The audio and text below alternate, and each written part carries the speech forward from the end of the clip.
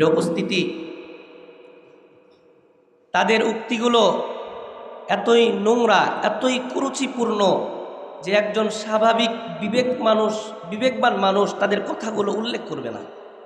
আমি যখন সুলতানা পাঠাগারের বই পড়লাম তখন দেখলাম তারা এত কুরুচিপূর্ণভাবে ইসলামকে গালি দিয়েছে যেটা একজন সাধারণ বিবেক মানুষ চিন্তাও করতে পারে না। এই জন্য তাদের উক্তিগুলো আমি তুলে ধরছি না, শুধুমাত্র একটি উক্তি তুলে ধরছি। সেটা হলো, তারা বলে যে হুজুরেরা আল্লাহকে বিশ্বাস করে, তো তাদের ধারণা মতে আস্তিক নাস্তিক নির্ধারণ করবে আল্লাহ।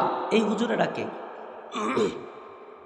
তারা বলে, এই হুজুরেরাকে আমি তাদেরকে তীব্র কণ্ঠে বলতে চাই, আস্তিক নাস্তিক নির্ধারণ করার দায়িত্ব আল্লাহর নয়। আস্তিক নাস্তিক নির্ধারণ করার দায়িত্ব আল্লাহ রাব্বুল আলামিন আজ থেকে 1450 বছর আগে কোরআন নাজিল করার মাধ্যমে নবী মুহাম্মদুর রাসূলুল্লাহ সাল্লাল্লাহু আলাইহি সাল্লামকে দিয়ে গেছিলেন। নবী মুহাম্মদ সাল্লাল্লাহু আলাইহি ওয়াসাল্লাম সাহাবাদেরকে দিয়ে গেছেন, সাহাবারা তাবেঈদেরকে দিয়ে গেছেন, তাবেঈনরা তাবেঈনদেরকে দিয়ে গেছেন, তাবেঈনরা আইম্মায়ে মুজতাহিদিনদের উপর দিয়ে গেছেন, আইম্মায়ে মুজতাহিদিনরা সর্বযুগের আলেম উলামাদেরকে দিয়ে গেছেন। কাজেই কে আস্তিক, কে নাস্তিক, কে মুরতাদ, কে মুশরিক, এটা নির্ধারণ করবে আলেম উলামা। এটা জনসাধারণ বুঝতে পারবে না। আসেন তাদের আরেকটি তৎপরতা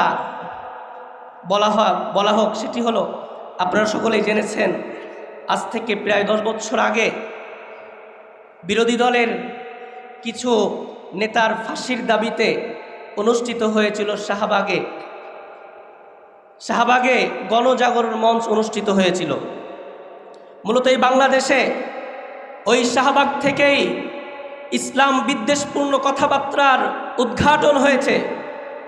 সেই শাহবাগ থেকেই আমার নবীকে নিয়ে কটাক্ষ করা হয়েছে, কোরআনকে নিয়ে কটাক্ষ করা হয়েছে। কিন্তু আমাদের খুশির বিষয় হলো, টেনশনের কোনো প্রয়োজন নাই।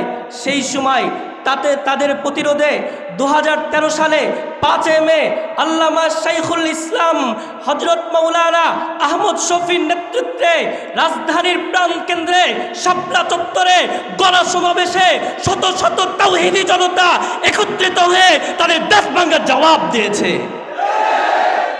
কিন্তু আফসোস আর পরিতাপের বিষয় হলো, আফসোস এবং ভারাক্রান্ত মন নিয়ে বলতে হয়, সেই 5 মে রাত্রে শত শত তাওহীদি জনতাকে ফ্যাসিবাদী সরকার শেখ হাসিনার সরকারের নেতৃত্বে শত শত তাওহীদকে শহীদ করা হয়েছিল।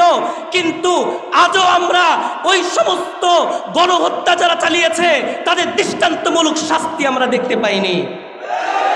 এই জন্য আজকের জামিয়া ইসলামিয়া উবাইদিয়া নানুপুরের শিক্ষা সেমিনার থেকে বর্তমানে যারা এই দায়িত্বে আছেন, ডক্টর ইউনূস সহ, আসিফ নজরুল সহ যারা আছেন, তাদেরকে আজকের এই মঞ্চ থেকে জানিয়ে দিতে চাই, যারা ওই গণহত্যাতে শামিল ছিল, সাহায্য করেছে, সহযোগিতা করেছে, তাদেরকে অনতিবিলম্বে তাদেরকে আইনের আওতায় নিয়ে বিচার করতে হবে।